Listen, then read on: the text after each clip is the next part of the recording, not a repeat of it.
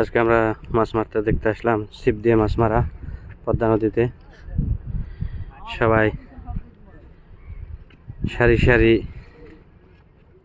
মানুষ ছিপ দিয়ে মাছ মারছে পদ্মা নদীতে।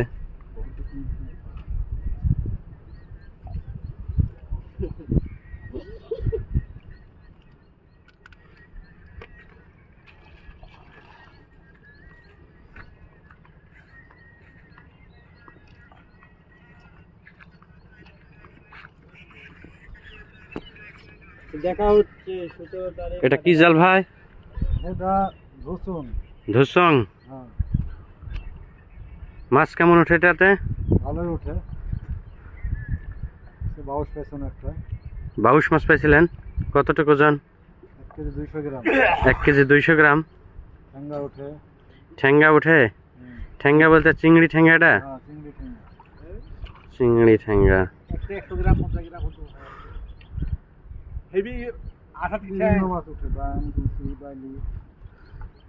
আমাদের পদ্মা নদীতে তো বিভিন্ন রকমের মাছ, তাই না? সুবিশাল পর্দায় সব রকম মাছ। সব রকম মাছ হয়।